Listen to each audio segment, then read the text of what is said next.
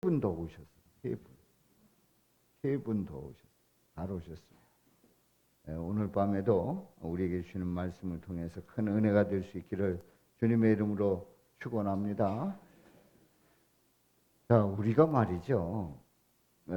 어제 함께 은혜를 나누면서 제가 어제는 우리에게 가장 최후로 남는 게 뭐냐 하는 것을 같이 얘기를 나누다가 여러분들의 말씀을 듣고 싶다고 이렇게 한번 말씀해 보시라고 그랬더니 그냥 아무 말씀도 안 하셨는데 제가 얼굴빛이 아주 이상하게 변했다는 거예요. 오늘 점심 먹으면서 점심 먹는 그 옆에 계신 분의 얘기를 들어보니까 세상에 제 얼굴빛이 다 집어치겠다는 그런 얼굴이었다는 거예요. 그래가지고 제가 저도 느꼈어요. 저도 갑자기 가슴이 콱 막히면서 아니 세상에 맞아. 그야말로 율법 완성. 예수님이 율법을 완성하신다. 그게 내 삶과 뭔 상관이 있는가? 그리고 성도님들이 그 설교를 듣고 내게 뭔 상관이 있느냐라고 질문했을 때에 내가 보기에는 이제 그 설교가 이제 주일날 예수 설교하는 그 설교가 그렇게 영향력을 주지 않는다는 거죠. 그래서 저는 나름대로 뭐 어제 말씀을 드렸습니다만 나름대로 이 말씀을 전하기 위해서 일주일 전부터 잘 준비가 되면 괜찮습니다만은 계속 뭐 이렇게 하다가 금요일, 토요일 날 이렇게 집중해서 준비를 하는데 그렇게 준비한 설교가 우리 성도님들에게 아무 시험도 없이 그래서 어쩌자는 건가? 율법 완성하셔서 예수님이 율법 완성해서 그게 내 삶에 뭐가 있느냐? 라는 그 질문에 대해서 그 성도님들에게 실제로 변화가 없다고 하면 어떻게 되겠는가라고 하는 그 의문을 가졌는데 제가 이제 어제 질문을 했잖아요. 진짜로 말씀을 안 하시더라고요. 이야, 그래가지고 제가 어저께 잘못했으면 뭔 일이 일어났을지도 모르겠어요. 뭔 일이 일어났을지도 모르겠어요. 조금 잘못했으면. 그래도 정신 차리고 중요한 거는 예수님이 그 안에서 어떻게 역사하시느냐가 중요한 거기 때문에 목사가 설교를 시원찮게 하든 열심히 하든 밤새워 준비하든 어쨌든 간에 그 안에서 역사하시는 분은 예수님이신 줄로 믿습니다. 그런데 놀라운 그 사단이 나고 난 뒤부터 이제 한 분씩 이렇게 말씀을 하시는데 그 간증을 듣는데 정말 놀라웠어요. 야, 세상에 이렇게 율법 완성에 대한 설교가 이렇게 삶을 변화시키는구나. 제가 아주 깜짝 놀랐고 그리고 정말 하나님 앞에 감사했어요. 그 모든 일들은 이 목사가 설교를 잘해서 못해서 뭐 이런 걸 떠나서 우리 예수님이 그 마음을 만져주신 줄로 믿습니다. 예수님이 일을 이루고 계신 줄로 믿습니다. 그렇습니다. 우리 예수님이 강권적으로 역사하시고 일을 이루고 계시단 말이죠. 그래서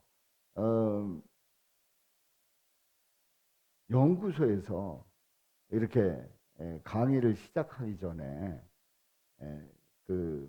이제 간증을 하게 하시는 거예요.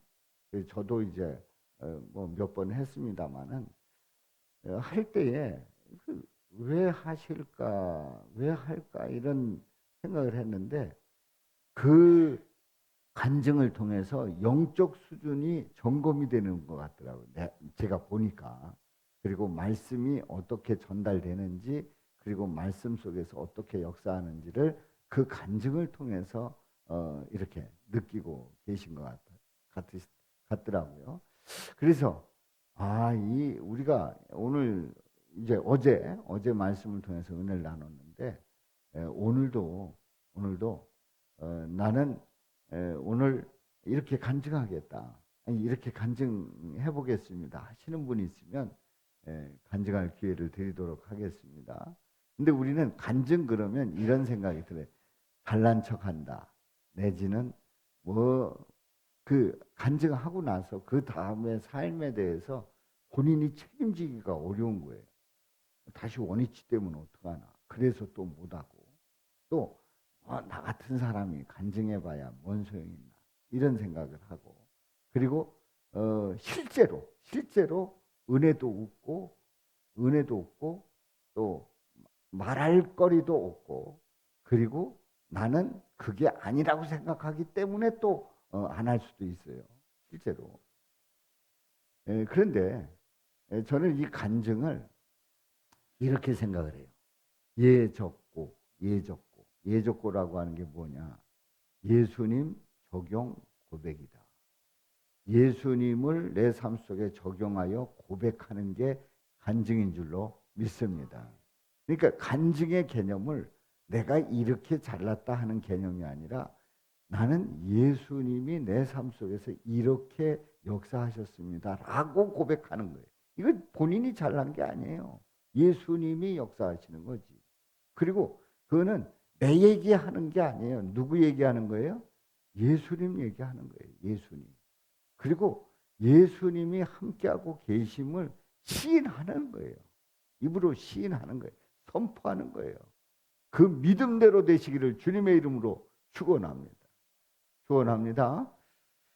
자, 그래서 오늘 한번 예적고를 해 보겠습니다. 하시는 분 있으면 기회를 드리겠습니다. 예적고를 하겠습니다. 백낙경 권사님. 거기서 나와 보셔. 그냥 거기가 더 좋아요? 그 대신에 마이크로 하셔. 마이크로 해야 그 방송 설교를 듣는 영상 설교를 듣는 분이 들을 수 있더라고요. 입니까? 저 아까 거기 감사 헌금에도 거기 적었듯이 주님이 율법을 완성시켜 주셨잖아요. 네. 그래서 우리가 죄에서 자유함을 얻었다고 제가 고백했는데요. 진짜 예수님이 그 율법을 완성시켜 주시지 않으셨으면 우리가 그 율법 613개를 다 지켜야 되잖아요. 네. 한 가지도 지키지 않으면 우리는 천국에 갈 수 없는 존재였잖아요. 네. 그런 죄인인데 그 613개를 다 지켜야 한다면 얼마나 그 스트레스를 받을까. 그렇죠. 옛날에 예수님이 오시기 전에 그랬다면 예.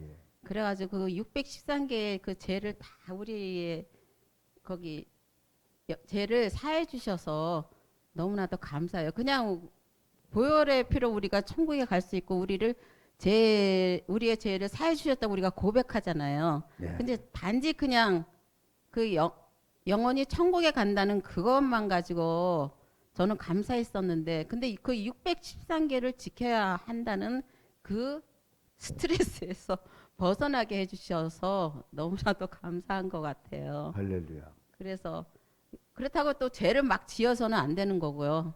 그래서 더욱더 주님의 은혜를 감사하며 살아야 되겠다고 고백합니다. 할렐루야. 우리 박수로 영광 돌립니다. 그러니까 이제 이거잖아요. 613개 그 계명을 그 만들어 주셨는데 예수님이 만들어 주셨는데 그걸 우리가 지켜야 되잖아요.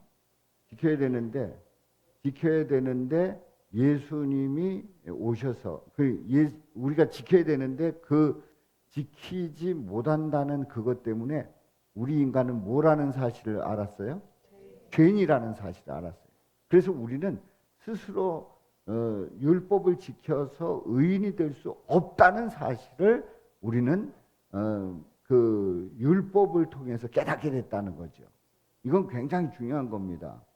제가 그전에는 이런 설교를 잘 안 해서 굉장히 그 죄송한 마음을 가지고 있는데요.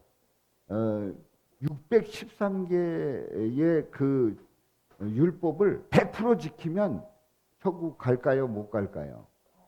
가요. 가는 거예요. 613개를 인간 스스로가 그 죄를 그 계명을 다 지키면 의인이고 그리고 그는 천국 가요.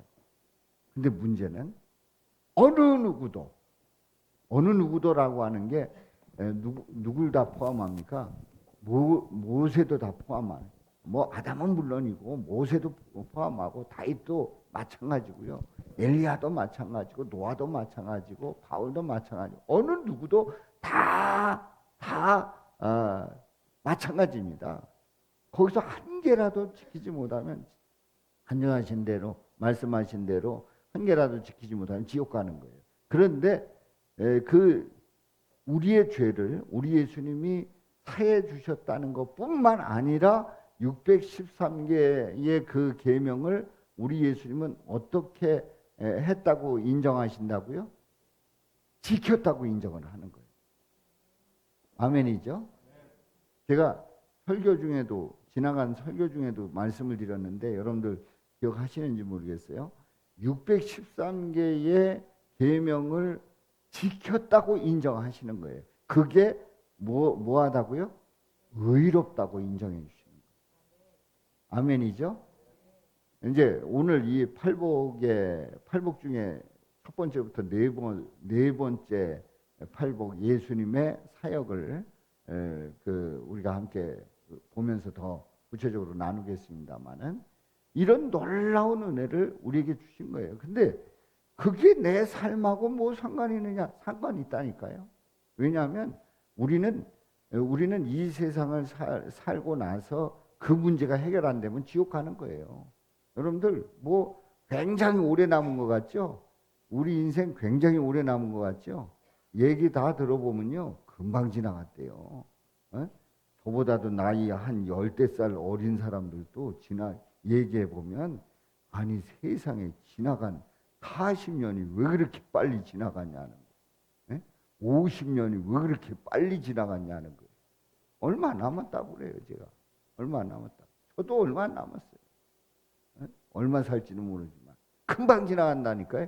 율법과 계명이 내 삶에 뭔 상관이 있냐? 상관이 있어요. 절대적으로 상관이 있어요. 이 문제 해결하지 않으면 그야말로 인생 헛사는 거예요.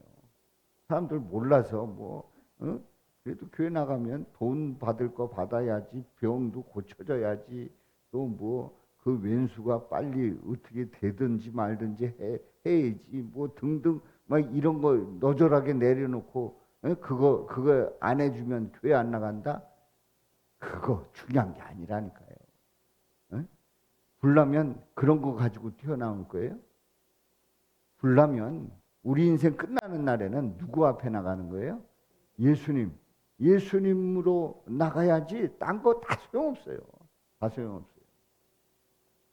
자, 우리 백낙경 권사님 귀한 간증을 해주셨는데 박수 쳤죠? 네? 쳤죠? 안 쳤어요? 네. 어제는 한 분 하시는데 너무 감격스러워가지고 박수 칠 기회도 없었어요. 자, 우리 백낙경 권사님, 우리 박수로 격려합니다. 예, 또 간증하실 분, 간증보다 예적고 하실 분, 예적고, 예, 양용숙 집사님.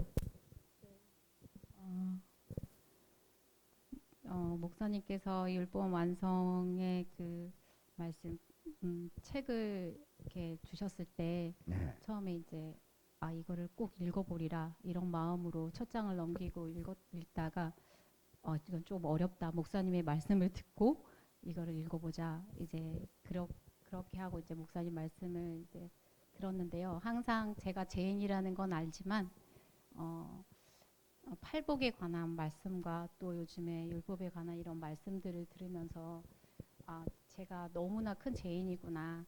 또 말씀을 볼 때 항상 거기에 의인은 저였고 이스라엘 백성 그 모세의 광야의 시간을 이렇게 지나는 이스라엘 백성들이 참 바보 같다는 생각을 참 많이 했었거든요.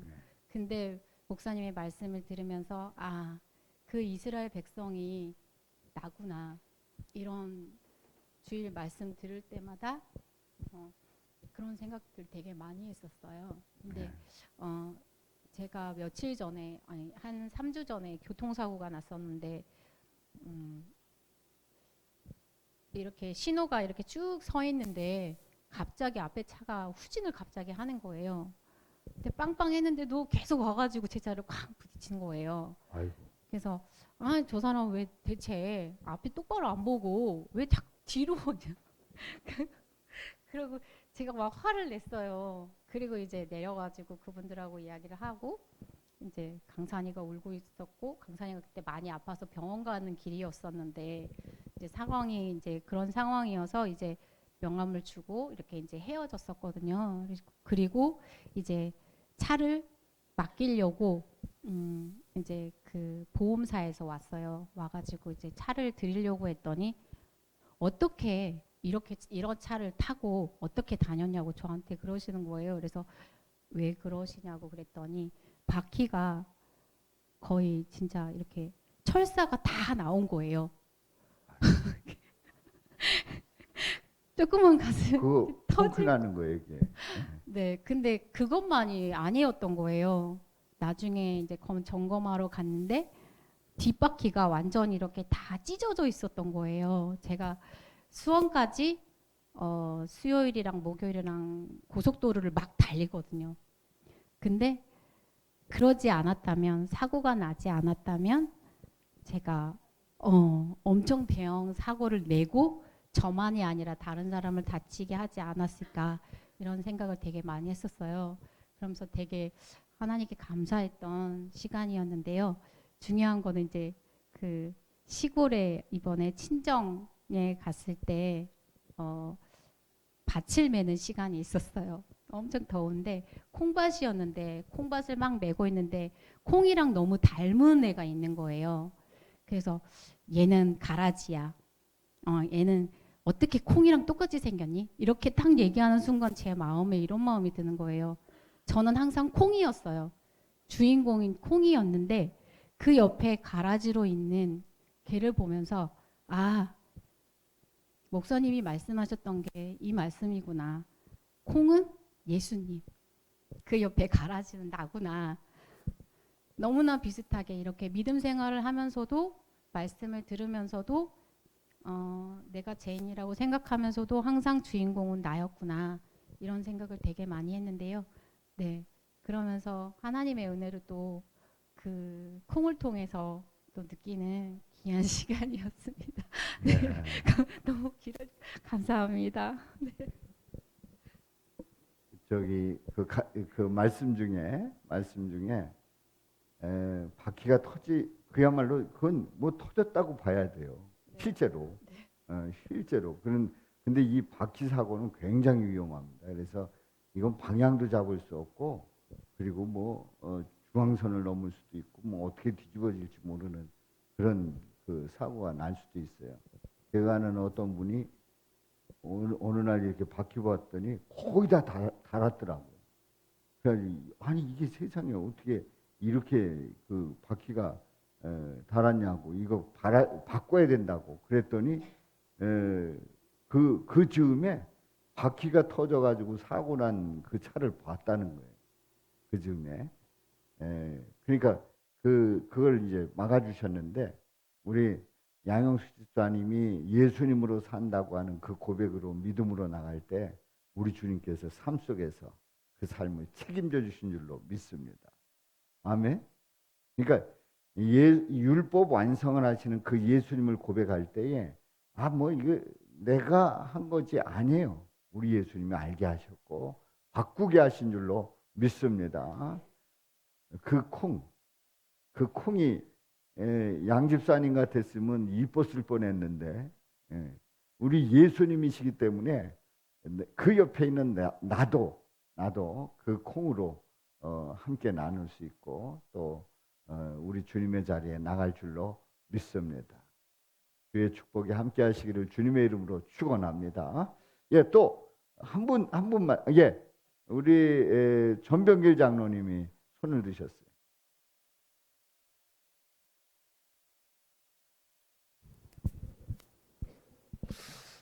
어제 저녁에 기도회에서 율법 완성 설교에 대한 성도들의 반응과 이해 그리고 삶의 적용이 궁금하셔서 질문하실 때 평상시에 제가 말실수도 많고 해서 선뜻 나서서 말씀을 드리지 못했었는데 오늘 출근해서 사무실에서 일을 하다가 한번 제가 율법 완성 설교를 들으면서 깨달은 바를 같이 좀 나눠봐야 되겠다 싶어서 좀 정리 좀 했습니다.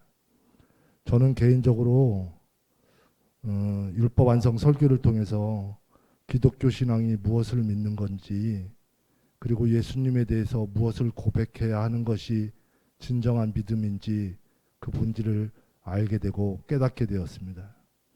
먼저는 제가 죄인임을 알게 되었습니다. 우리를 사랑하셔서 끊임없이 구원의 길인 계명과 율법을 주셨지만 하나님과 뜻과는 다르게 순종하지 않고 자신의 무능함과 그 뜻대로 살 수 없는, 그래서 율법을 지킬 수 없는 죄인임을 고백하지 않고 하나님을 대적하고 하나님 자리에 내가 앉아서 내 마음대로 내 욕심과 내 욕망대로 하나님을 조정하려 하고 내 필요와 내 문제를 해결하시는 분으로 여기면서 그분을 섬긴다고 위선 속에서 신앙생활을 했던 잘못과 죄를 깨닫게 되었습니다. 그런 우리를 위해 예수님께서 예수님을 잘못 알고 율법과 성경을 잘못 해석해서 오히려 죽음과 멸망의 길로 달려가던 우리를 위해 율법의 수여자이신 예수님께서 율법을 바르게 해석해 주시고 성취해 주심으로 예수님을 바르게 알고 바르게 믿는, 그리고 우리에게 그 일을 전가해 주심으로 구원의 은혜 안에서 천국 소망 가운데 살아가게 해주셨음을 고백하게 되었습니다.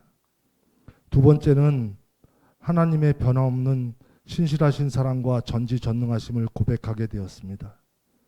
율법 완성 설교를 듣기 전에는 나의 노력과 나의 능력으로 세상에서 살아가는 거지 현실의 삶과 신앙은 별개라는 생각이 무의식 중에 저를 사로잡고 있었습니다.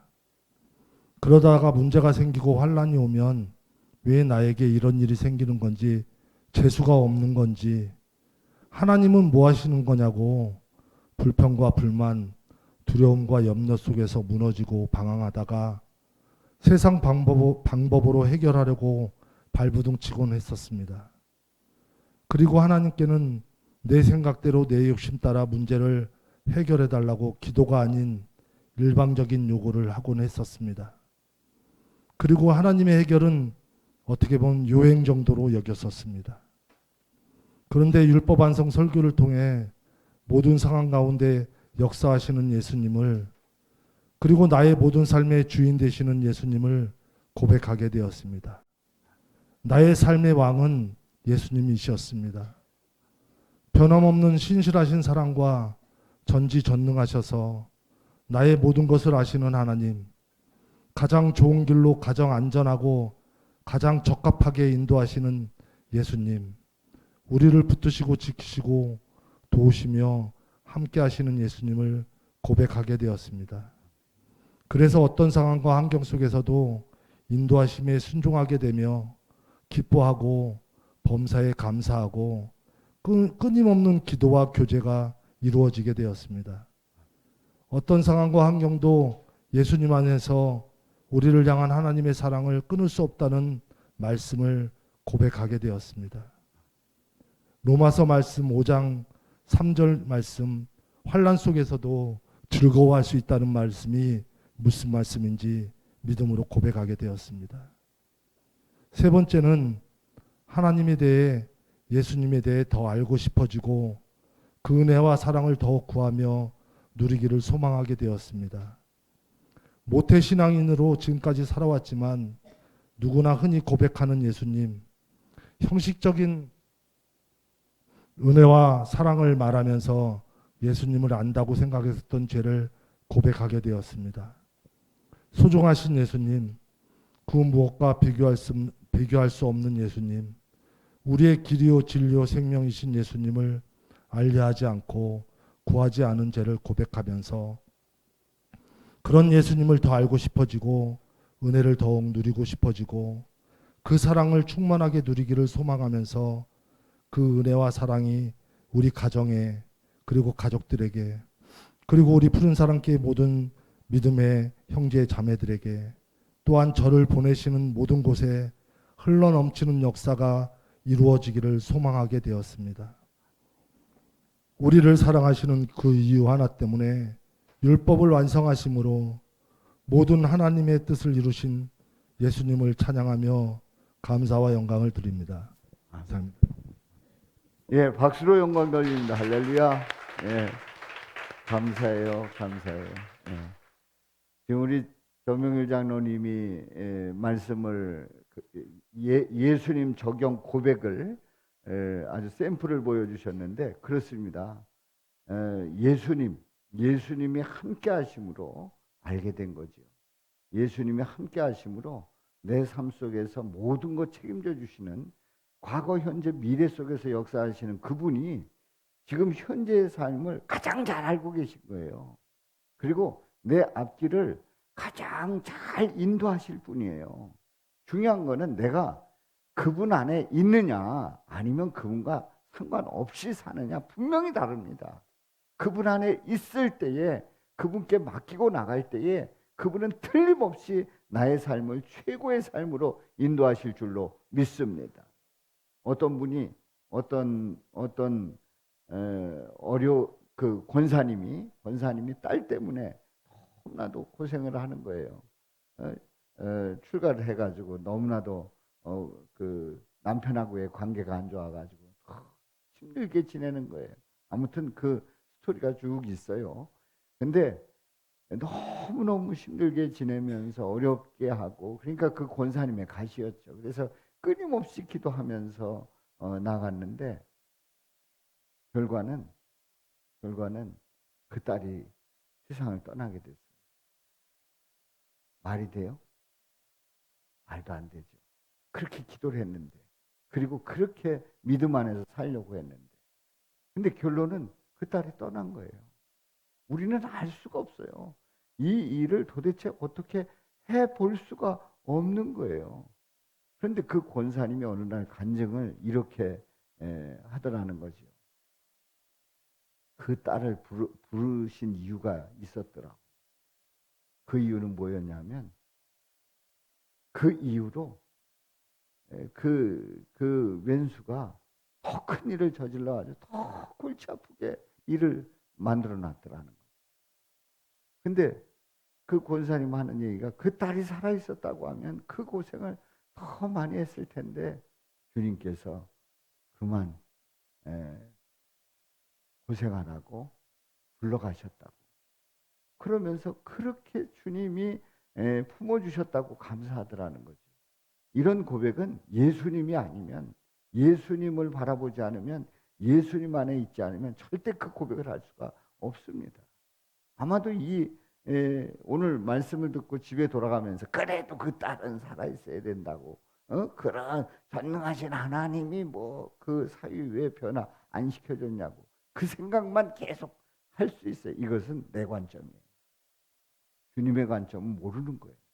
그러니까 우리는 예수님으로 보고 예수님이 가장 최후에 남아있는 그리고 나를 책임져 주실 분이 예수님인 줄로 믿습니다. 아멘이죠?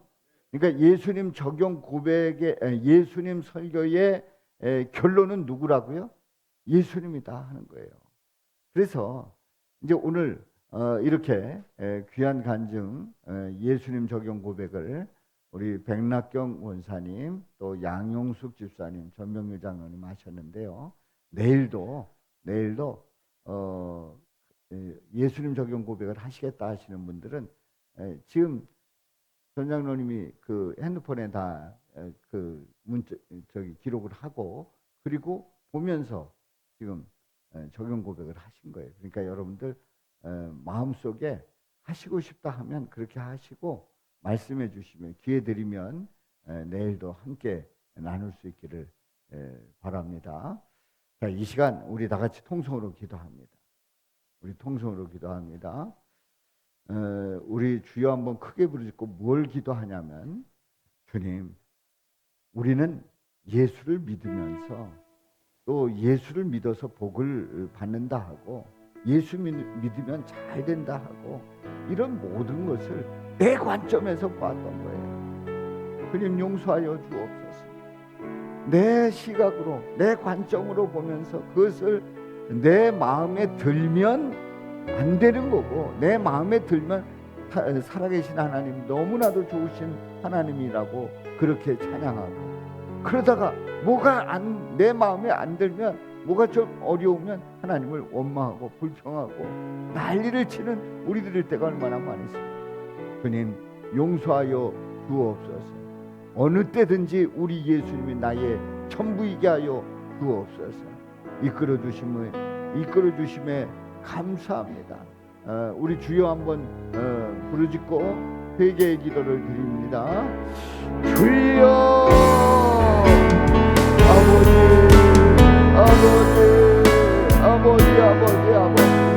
우리는 예수 적용 고백에 대한, 예수 설교에 대한 그런 말씀을 쭉 들어왔음에도 불구하고 아버지가 말씀을 볼 때마다 내 관점으로 보았던 이 어리석음을 용서하여 주님,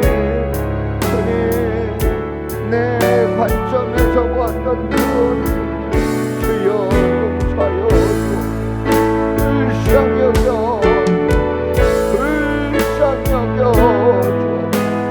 불쌍히 여겨 아버지 하나님, 우리 주님의 은혜가, 주님의 역사가 아니면 살아갈 수 없습니다.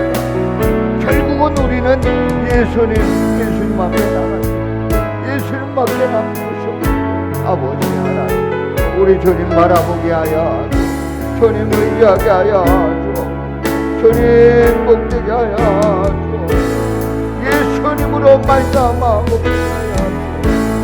아버지 하나님이여 붙들어주셔서 아버지 하나님 놀라우시는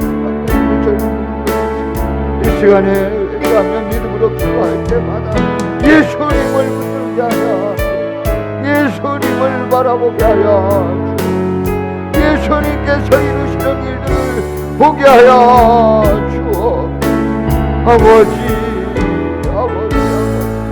우리 예수님이 안에 계신 나를 인도하시고 감동주시고 역사하시고 이를 이루시는 이 놀라운 은혜를 고백할 때마다 우리 예수님을 찬양하며 예수님께 영광을 돌리며 예수님으로 나아가는 저희가 되게 하여 주옵소서. 아버지,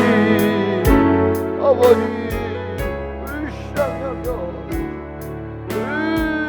여겨 아버지 우리 주님의, 우리 주님께서 붙들어주시고 우리 주님께서 감동하시고 우리는 세워질 수 없음을 우리가 앞에 엎드리오니 붙잡아 불쌍히 여겨 아버지여, 주님입니다. 죽을 죄인입니다. 아버지 하나님, 주님의 괴수입니다. 죄인임을 고백하며 나갈 때 우리 주님의 놀라우신 고백하며 우리의 모든 것을 찾으신 주님을 만나는 믿음으로 나가는 저희가 되게 하여 주옵소서.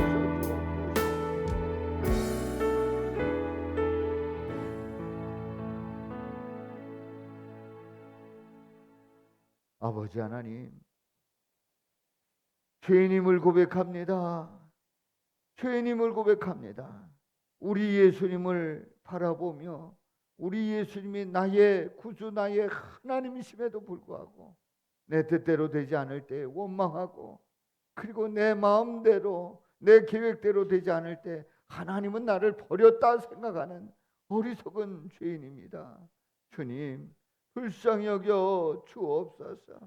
우리 예수님이 율법을 완성해 주시지 않았다고 하면 우리는 그 죄를 범한 그 결과로 말미암아 영원히 멸망당할 수밖에 없는 그러한 존재인데, 613개의 그 율법을 다 지켰다고 인정해 주시고 우리를 의롭다고 인정해 주시는 그 예수님의 사랑이 아니면 우리는 주님 앞에 나갈 수 없음을 고백합니다.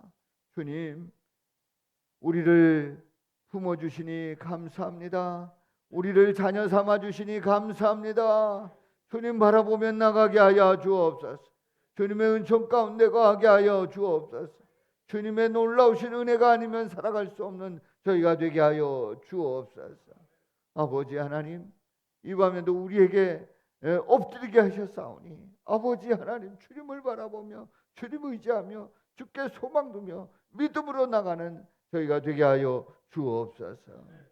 예수님의 이름으로 기도하옵나이다. 아멘. 우리는 복 받기를 좋아합니다. 만일 복이 없다고 하면 나는 예수 믿어서 무슨 소용이 있는가 하는 그런 생각을 하게 되지요. 그래서 우리는 예수 믿으면 복을 받는다. 이걸 우리는 알기 때문에 내게 복이 아니라고 하면 나 예수 안 믿겠다라는 생각을 하게 되는 거지요. 그런데 실제로 우리가 전도할 때 예수 믿으면 복 받습니다. 이렇게 전도를 합니다.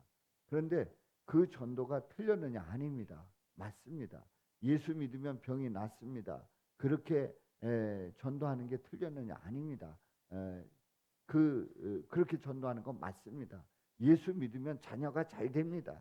자녀가 바로 섭니다. 이렇게 전도하는 것은 잘하는 일입니다. 왜냐하면 처음에 예수님을 모르는 사람들은 내 삶 속에서 내 삶에 어떤 영향을 주는가가 굉장히 중요합니다. 그래서 처음에 전도할 때에 예수 믿으면 병도 낫고, 예수 믿으면 자녀도 잘 되고, 예수 믿으면 성공하고, 예수 믿으면 사업도 잘 되고, 예수 믿으면 시험도 잘 보고 하는 그런 패턴의 전도는 잘못된 게 아닙니다. 처음에 아무것도 모르는 그저 내 삶 속에, 내 갈급함 속에, 내 문제 속에 매여 있는 사람들에게는 그렇게 전도할 수가 있습니다. 그런데요, 이제 예수를 믿게 됐어요. 예수님을 알게 됐어요. 그래서 하나님의 자녀가 되었단 말입니다. 그런데 하나님의 자녀가 되었는데, 하나님의 자녀가 되었음에도 불구하고 여전히 처음 복음을 접하는 그 사람들처럼 내가 나한테 사탕 주지 않으면 나 교회 안 갈래, 내지는 나 교회 가서 뭐 해주지 않으면 나 교회 안 갈래 하는 그런 식의 그 아주 낮은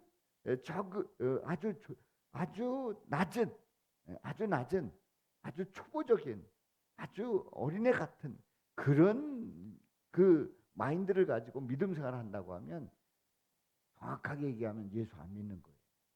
그 안에 예수가 없는 거예요. 처음에는 그렇게 해서 나올 수 있지만 예수를 믿었다고 하면 그 다음부터는 그 모든 것은 없어도 돼요. 사탕 안 줘도 돼요. 어쩌면 병이 안 날 수도 있어요. 또 뭐 시험을 잘 못 볼 수도 있어요.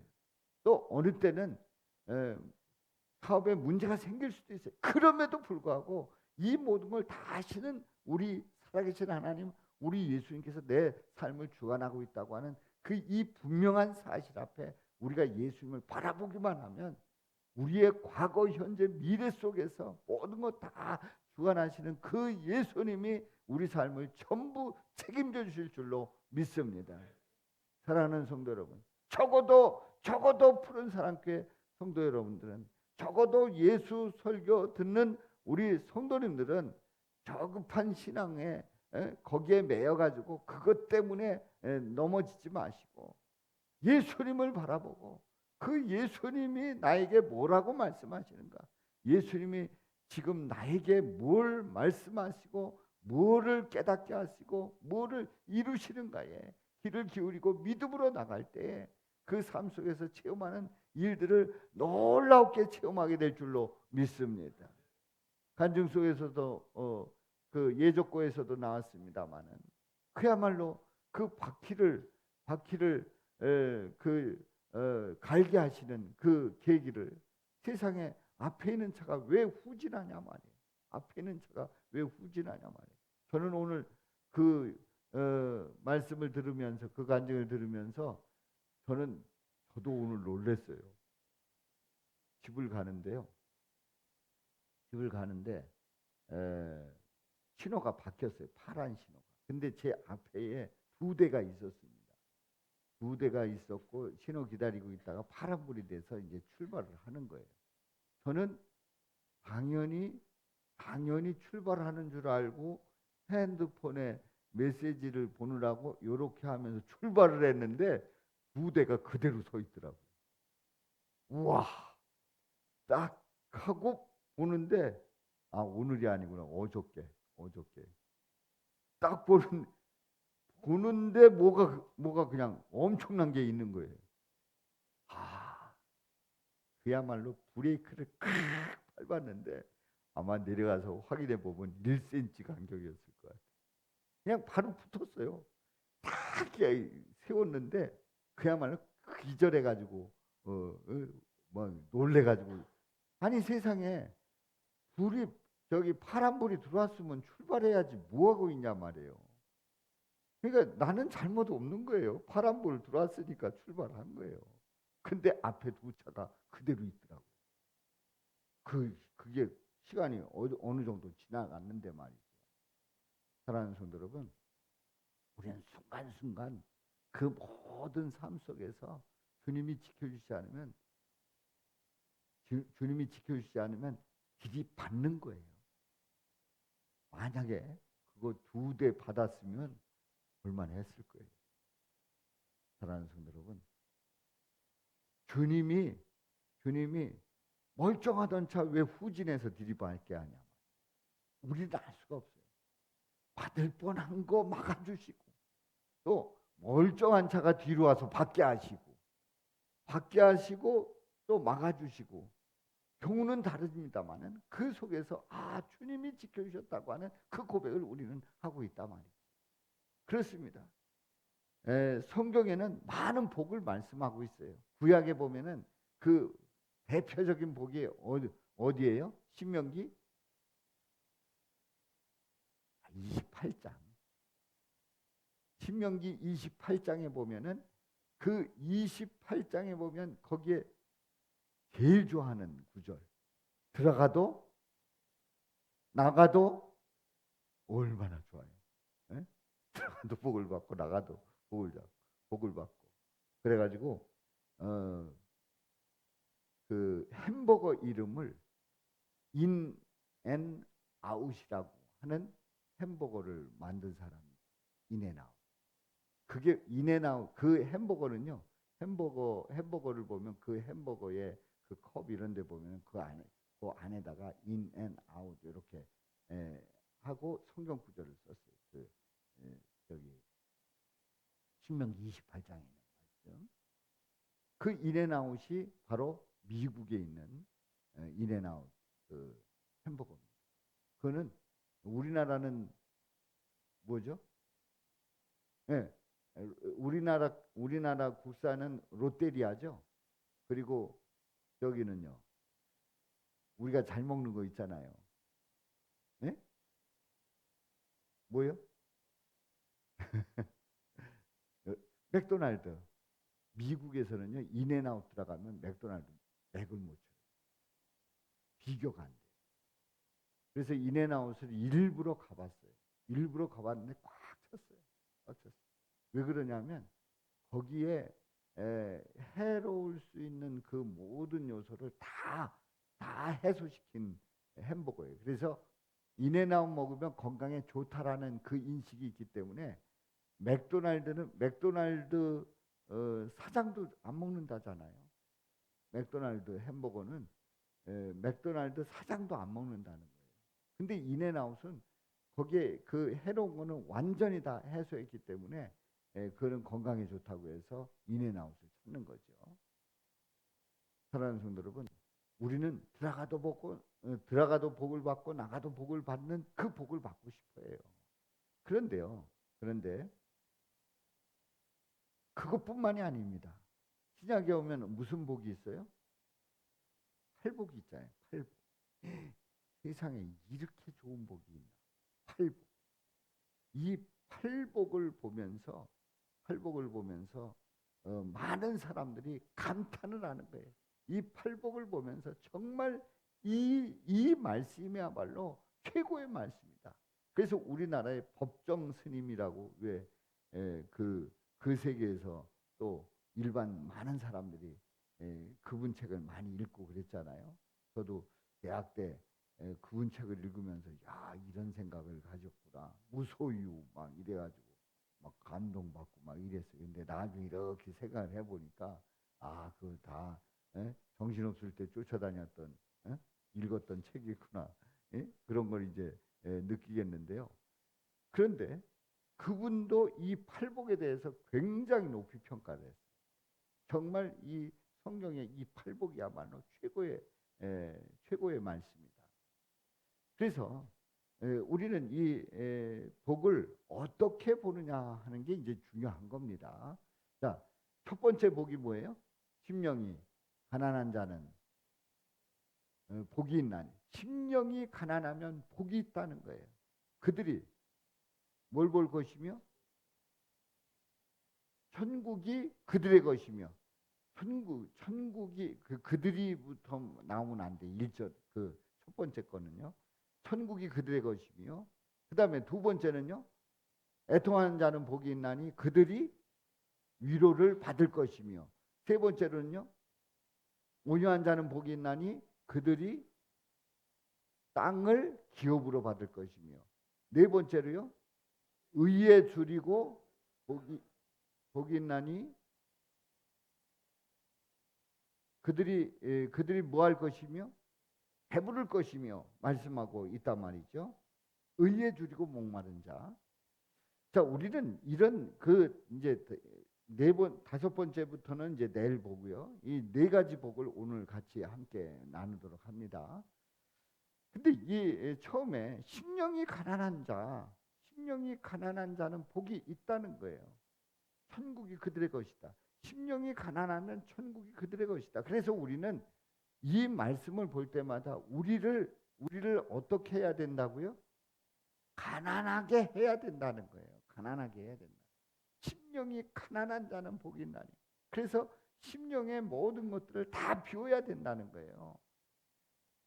그러니까 법정 스님 같은 경우는 이 얘기가 너무너무 감동이 된 거죠. 심령이 가난한 자, 다 비운 자, 다 가난하게 그렇게 한 자는 복이 있다. 천국이 그들의 것이다. 그러니 비웠는데 천국이 그들의 것이다. 얼마나 멋진 거예요. 그래서 심령을 내가 가난하게 해야 되겠다 하는 그런 생각을 가지고 우리는 마음을 비운다, 낮춘다. 또 우리 마음에 있는 그런 복잡한 것들을 다 정리한다 하는 심령이 가난하게 하는 그런 일들을 우리가 하려고 하고 그럴 때 나는 천국 간다 이렇게 생각을 하는 거예요. 여기에 예수님이 있어요? 지금 제가 말씀드린 이 내용에 예수님이 있어요? 없어요. 심령이 가난하기 때문에 복이 있어서 천국 가는 거예요. 예수님이 상관이 없어요. 내가 심령이 가난하면 갈 수 있다는 거예요. 자, 그리고 두 번째 애통하는 자는 복이 있나니 그들이 위로를 받을 것입니다. 애통하는 거예요. 애통하는 거. 슬퍼하고 또 마음에 안타까운 마음 가지고 또 괴로워하면서 또 눈물을 흘리면서 애통을 하는 거예요. 그러면 사람들이 위로해 줄 거 아니냐. 누가 저런 데서 이제 지나가다가 아니면은 뭐 어떤 역에서 우는 거예요. 왠지는 모르는데 막 우는 거예요. 그럼 저 같은 경우는 내용도 모르고 눈물이 나요. 내용도 모르고 그냥 꺼이꺼이 우는 그 모습만 보면은 그렇게 눈물이 나요. 예? 우리 저기 부평 수원에 가면은 이제 화장하고 그러지 않습니까? 이제 그런 그 시간 속에서 이렇게 우는 그런 분들 보면 그렇게 안타까울 수가 없어요.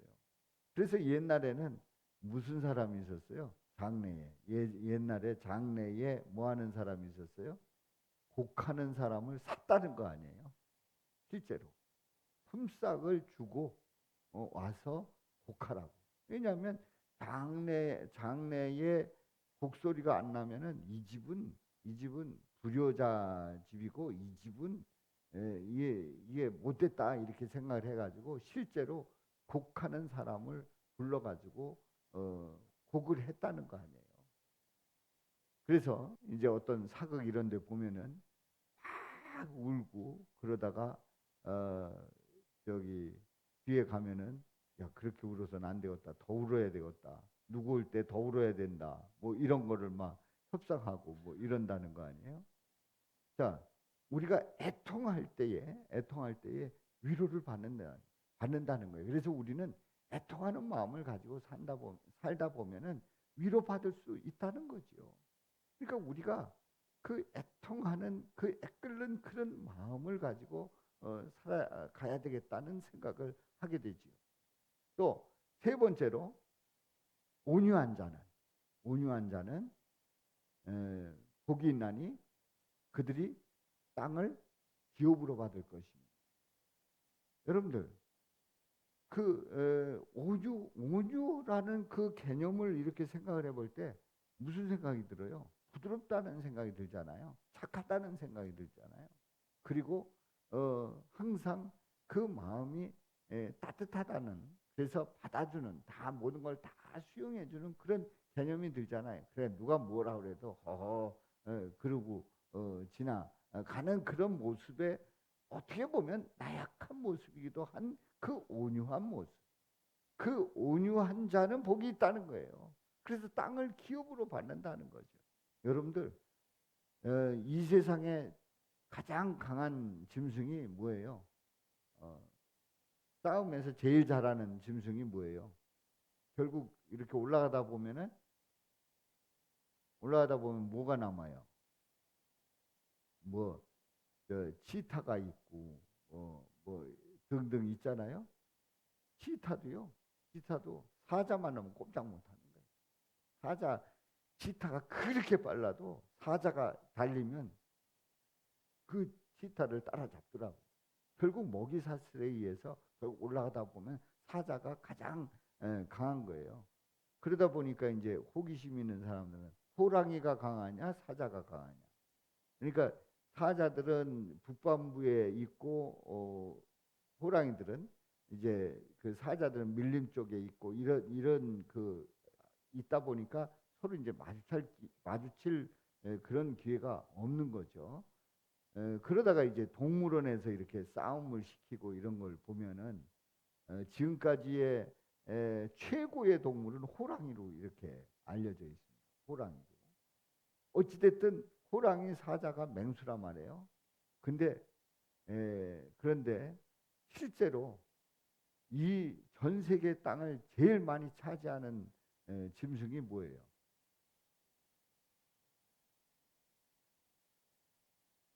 이 세상에서 어디든지 가면 어느 나라든지 다 있는 짐승은 많은 개체를 가지고 있는 짐승은 소, 개, 예? 토끼, 돼지 이런 것들이에요. 알고 보면 아주 강한 동물이 다 제일 많이 영역을 차지하는 것 같은데 아니에요. 강해가지고 그 마을에 내려서 그 사람 죽이고 하면은 그 그냥 둡니까? 쏴 죽이죠. 그러다 보니까 사람 사는 곳에 함께 사는 그 동물이 전 세계에서 가장 많이 차지한 거예요. 결국 우리는 아주 강하고 승질 뭐 어떻고 뭐 이런 사람들이 땅을 차지하는 게 아니라 아주 온유한 사람이 땅을 차지하게 된다는 그런 얘기입니다. 그러면서 우리는 어떻게 하자? 온유하자. 또 의에 줄이고 목마른 자는 그들이 복이 있나니 그들이 배부를 것이며 말씀하고 있어요. 자, 의에 줄이고 목마를 때, 그래서 나는 의롭게 살려고 하고 거기에 목마름이 있어서 내가 그 의를 위해서 살아간단 말이죠. 그러면 배가 부르게 된다. 그럼 만족하게 된다. 만족한 삶을 산다 하는 거예요. 이 네 가지의 그 복에 대한 말씀을 복이 있나니 하는 이 말씀을 딱 보게 되면 예수님이 있어요, 없어요? 없어요. 예수님이 없어요. 그런데 예수님이 이 8가지를 말씀을 하실 때 복이 있나니 하는 이 말씀을 하실 때에 예수님이 그렇게 하시겠다는 내용이라는 거죠. 예수님이 하시겠다는 거예요. 심령이 가난한 자는 복이 있나니, 예수님께서 심령이 가난해지겠다는 거예요. 예수님께서 심령이 가난한 자들과 함께 하겠다는 거예요. 예수님께서 심령이 가난한 자들과 함께 해서 그들과 함께 함으로 그렇게 함께 함으로 그들이 천국이 그들의 것이 되게 하겠다는 거예요. 예수님이 하실 일이라는 거죠. 삭개오가 세리장이고 돈도 많고 그리고 영향력도 있었던 그런 사람. 근데 사람들이 다 싫어하잖아요. 근데 예수님 오신다는 소식을 들었어요. 그 소식을 듣고 예수님께 나갈 때 사람들이 그래도 인심도 없고 그래도 좋은 사람이라면 키가 작으면 앞으로 오라고, 아니 뒤에 있으면 안 보이니까 앞으로 오라고 해서 들여보낼 텐데, 아이 뭐 삭개오가 온다니까 뭐 왔어 그러고 이제 사람들 돌아보지도 않는 거예요. 그러니까 이 삭개오는 그야말로 고난 거죠. 그 마음이 너무나도 그 가난한 거예요. 너무나도 보잘것 없는 거예요. 보여줄 게 없는 거예요. 뭔가 내놓을 게 없는 이 삭개오예요. 그런데 이 삭개오가 말이에요, 할 수 없어서 뽕나무 위로 올라갔습니다. 그런데 예수님은 삭개오를 보셨고 삭개오를 보면서 오늘 내가 내 집에 유하여야 하겠다 하고 삭개오를 불러서 내리는 거예요. 심령이 가난한 자는 복이 있나니, 심령이 가난하기 때문에 복이 있는 게 아니라 우리 예수님이 심령이 가난해져서 가난한 그 사람들을 만나 주시겠다는 거예요. 삭개오를 만나 주시겠다는 거예요. 삭개오를 만나 주셔서 삭개오 집에 들어갔고, 그리고 그 삭개오가 자신의 그 죄를 고백하면서 내가 가진 것 4배나 가르친 거 있으면 4배나 갖겠다고 하는 그 고백을 하면서 자신의 죄를 고백을 하는 겁니다. 바로 이 삭개오는 예수님을 만나 천국에 들어간 줄로 믿습니다. 그렇습니다. 심령이 가난한 자, 예수님이 심령이 가난해져서 그 가난한 심령, 나는 보잘것없어, 나는 도대체 지금까지 행한 일들이 아무것도 아니야, 나는 죄인이야, 나는 내놓을 게 없어, 나는 주님 앞에 가져와서 보여드릴 게 없어, 내가 한 일이 없어, 이렇게 가난한 그 심령을 우리 주님이 가난해져서 십자가에서 죽으심으로 말미암아 그들을 주님께서 붙잡아 주시고, 그리고 그 예수님을 바라보는 그들에게 천국에 들어가게 하시는 놀라운 은혜를 베풀어 주시는 줄로 믿습니다. 심령이 가난한 자는 내가 아니라 예수님이에요. 그 예수님께 나가면 우리는 천국이 그들의 것이 되는, 나의 것이 되는 그 놀라운 은혜를 잊게 되는 줄로 믿습니다.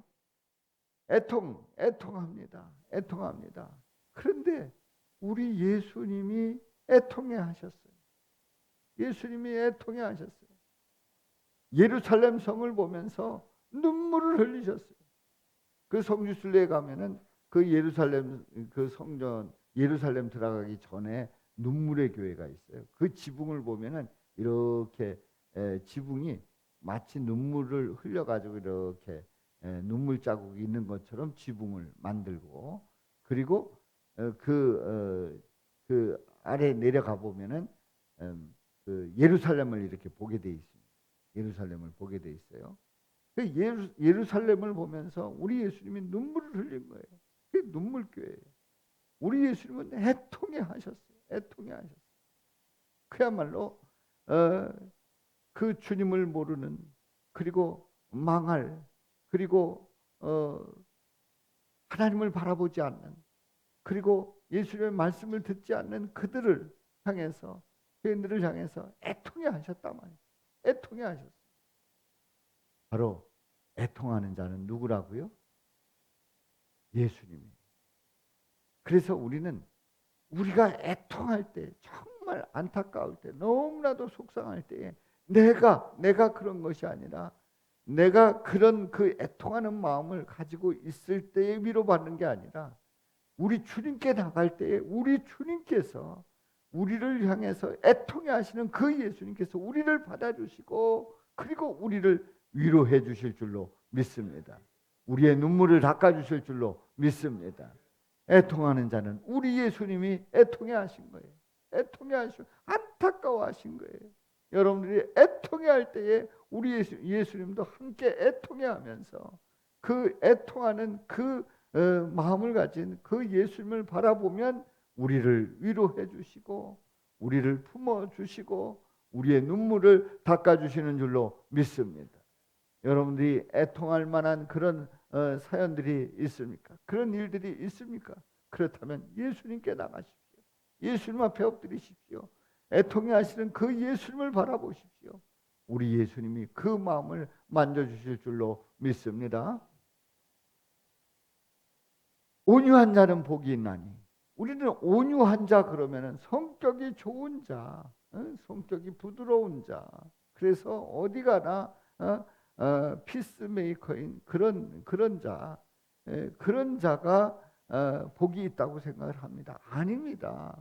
바로 우리 예수님이 온유하시다는 거예요. 예수님이 온유하시다는 거예요. 이 온유하다라고 하는 이 개념은 우리가 생각을 할 때에 부드러운 그런 개념으로 생각을 합니다만은 이 온유의 개념은 하나님 앞에서 철저하게 복종하고 하나님의 뜻을 철저하게 따르는 자의 의미가 있는 거예요. 다시 얘기해서 예수님이 온유하다라고 말씀하시는 그 온유는 하나님의 뜻이라고 하면 그 모든 일들을 다 따르는 우리 예수님이셨어요. 그렇기 때문에 우리 예수님이 다른 한편으로 보면은 성질 무섭습니다. 성전에 들어가서 채찍을 휘둘렀어요. 채찍을 휘두르고 상을 들러 엎었던 우리 예수님의 무서운 분이에요. 무서운 분이에요. 그런데 우리 예수님이 왜 온유합니까? 우리 하나님의 뜻에 따르는 데 있어서는 어떤 것도 양보하지 않고 자신의 몸도 기꺼이 들이신 우리 예수님이시단 말이죠.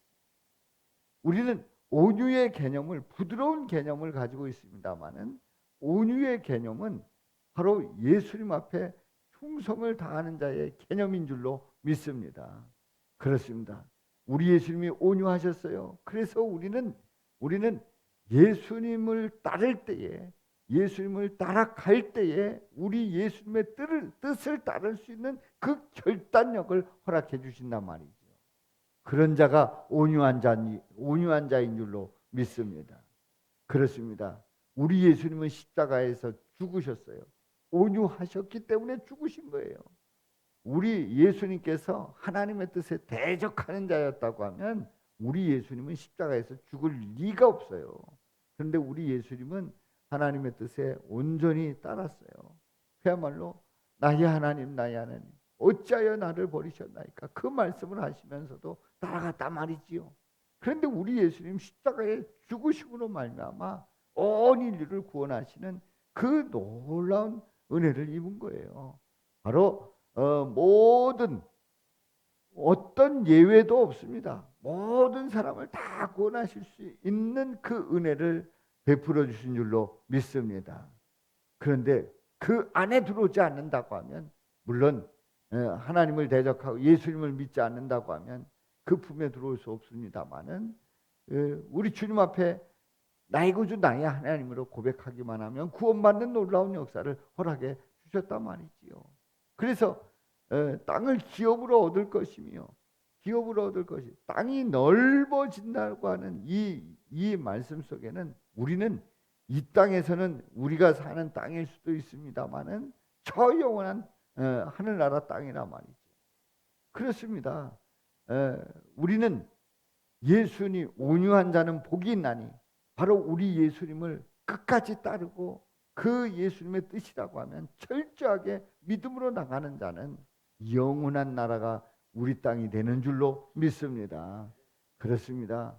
성격이 좋아서 온유가 아니라 예수님을 철저하게 따라서 온유한 자가 되시기를 주님의 이름으로 축원합니다.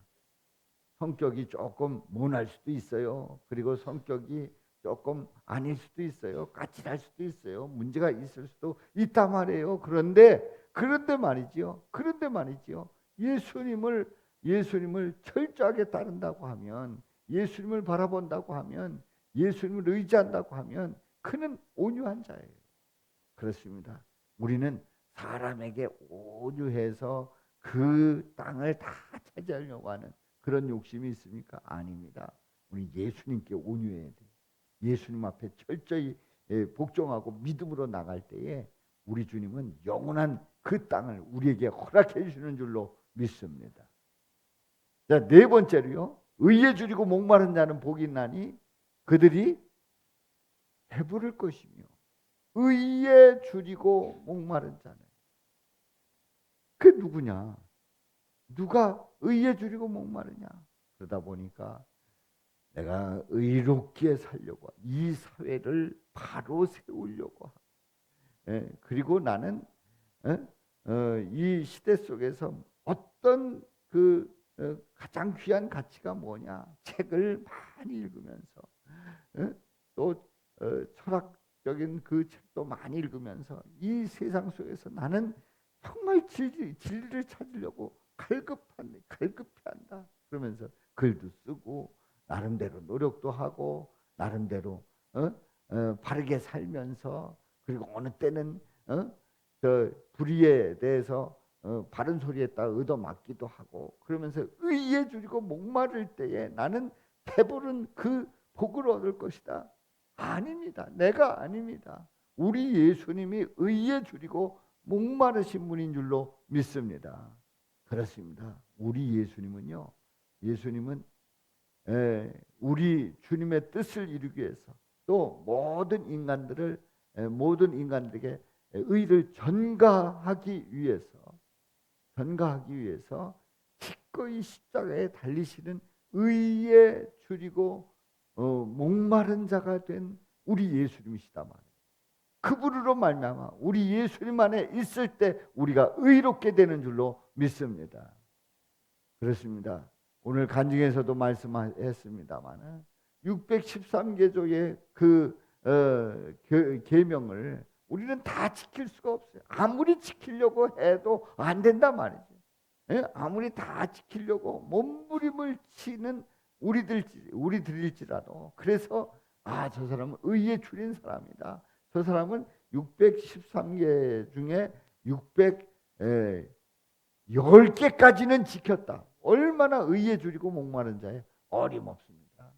우리 예수님이 의에 줄이고 목말랐기 때문에 우리는 예수님 안에서 배부르게 되는, 그것을 누리게 되는, 그리고 우리는 어림없는 우리들입니다만 다 지켰다고 인정해주는 그 의를 우리에게 전가해 주신 줄로 믿습니다. 이런 은혜가 넘치시기를 주님의 이름으로 축원합니다. 그렇습니다. 우리가 하는 일들이 아니었단 말이에요. 이 팔복은 우리가 이루어서 받을 복이 아니었단 말이에요. 누가 하실 사역이라고요? 예수님이 하실 사역이란 말이에요. 예수님이 하실 사역. 그래서 실제로 마태복음 5장, 6장, 7장을 하루에 3번 읽고 그리고 팔복은 하루에 몇 번 읽는가? 뭐 이렇게 하면서 마태복음 5, 6, 7장을 매일 암송하고 다니는 교회가 있어요. 그리고 그거대로 살아야 된다고 그렇게 말씀하고 거기서 어긋나면 천국 못 간다는 거예요. 못 가요. 만일에 그게 사실이고 그게 그대로 그게 믿음이고 그거를 지켜야지만 천국 간다라고 그 교회에서 그렇게 그걸 강조를 하면요. 거기 그걸 그렇게 믿는다고 하면은 의가 누구한테 있다고요? 나에게 있는. 의를 내가 이루겠다는 거예요. 절대로 내가 이루는 그 의를 통해서는 천국 못 갑니다. 구원은 예수님으로 시작했어요. 완성. 누구로 완성된다고요? 예수님으로 완성되는.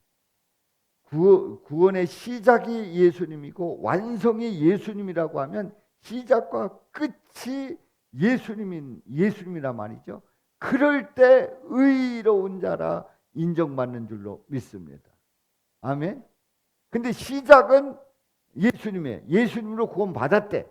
그 다음에 완성은 나래. 그러면요, 이거는요, 의가 예수님이 의로운 분이 아니고 내가 의를 여기에다 한 축에다가 세우기 때문에 내 의를 내세우는 못 들어갑니다. 천국 못 들어가요. 시작과 끝이 예수님이어야만 예수님의 의를 전가받은 자만 천국에 들어간다는 것을 분명히 깨달으시기를 주님의 이름으로 축원합니다. 왜냐하면 성경 말씀에 분명히 말씀하고 있어요. 그래서 성경 말씀을 보도록 하겠습니다. 누가복음 18장이에요. 누가복음 18장. 누가복음 18장.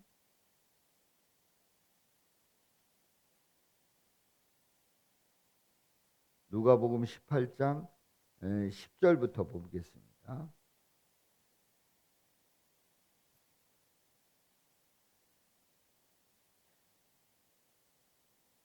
자기를 의롭다고 믿고 다른 사람을 멸시하는 자들에게 이 비유로 말씀을 하시는데요. 10절 말씀 우리 다 같이 읽어봐요. 시작. 두 사람이 기도하러 성전에 올라가니 하나는 바리새인이요 하나는 세리라. 자, 바리새인을 보십시오. 바리새인 시작. 바리새인은 서서 따로 기도하여 이르되 하나님이여 나는 다른 사람들 곧 토색 불의 간음하는 자들과 같지 아니하고 이 세리와 같이 아니함을 감사하나이다. 나는 일해에 2번씩 금식하고 또 소득의 11조를 드리나이다. 아멘. 그러면 이 바리새인 잘하는 거예요? 못하는 거예요? 아니 그대로 봐요. 있는 그대로. 이 바리새인 잘하는 거예요? 못하는 거예요? 잘하는 거예요. 얼마나 잘하는데요? 얼마나 귀한데요? 얼마나 이 박수 받을 만한 사람이에요. 응? 기도하는. 응? 나는 불의 도색 간음하는 그런 사람들 같지 않고 뭐 세리와 같이. 아니 저기 세리 있는데 저 세리 같지 않다. 나는 남의 것 저 토색한 적 없다. 나는 일해에 2번씩 금식하고 2번씩 금식하고. 그래서 어떤 분들은 여기서 2번씩 금식해. 그럼 나는 3번 금식해야지. 이리고 의의 경쟁을 하지 마시고 나는 일해에 2번씩 금식하고 또 소득에 11조를 11조 내가 드린다. 이 정말 훌륭한 사람이에요. 자, 훌륭한 사람은 놔두고 이제 또 딴 사람을 보겠어요. 13절 시작. 세리는 멀리 서서 감히 눈을 들어 하늘을 쳐다보지도 못하고 다만 가슴을 치며 이르되 하나님이여 불쌍히 여기소서 나는 죄인이로소이다 하였느니라. 그러니까 이 세리는 할 말이 있어요, 없어요? 할 말 없어요. 세리가 뭐 금식을 했어요. 뭐 남의 것 가로채는데 아주 명수고, 예? 그리고 또 11조도 드리지도 않고 형편없단 말이에요. 이 세리는 어디 가서 명함 내밀 수도 없어요. 손도 들 수도 없어요. 박수 받을 그런 처지가 아니란 말이에요. 그래서 한다는 얘기가 그가 한 게 딴 거 없어요. 그냥 불쌍히 여기소서. 저는 죄인입니다. 죄인이 죄인이라고 그냥 그거밖에 할 수 없는, 죄인임을 이실직고 하는 거예요. 저는 죄인입니다. 이랬단 말이에요. 그런데 우리 예수님이 이 말씀을 하시면서 14절에 이런 말씀, 시작. 내가 너희에게 이르노니 이에 저 바리새인이 아니고 이 사람이 의롭다 하심을 받고 그의 집으로 내려갔느니라.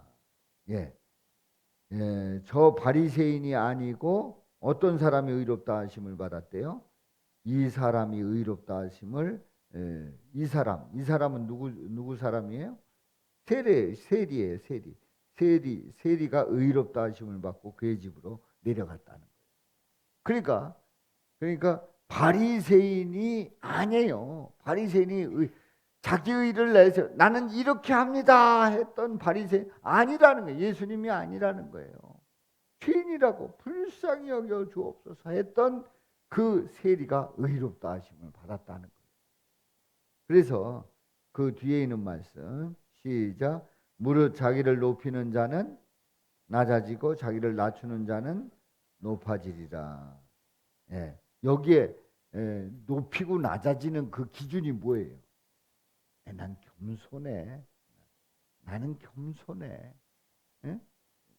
겸손해 그러는데 그 기준이 뭐냐 말이에요. 자기를 낮추는 그 자가 높아지고 높아지는 자는 낮춰지는 그때의 그 높낮이의 기준이 뭐냐 말이에요.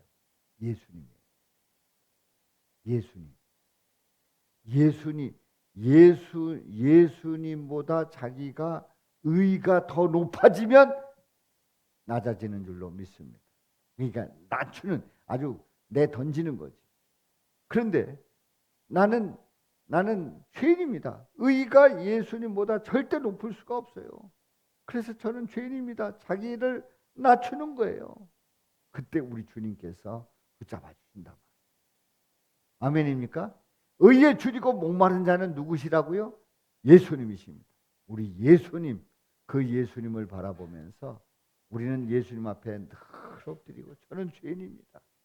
저는 죄인입니다. 죄인의 괴수입니다. 하고 엎드릴 때에 그 의를 우리 주님이 우리에게 전가시켜 주시는 줄로 믿습니다.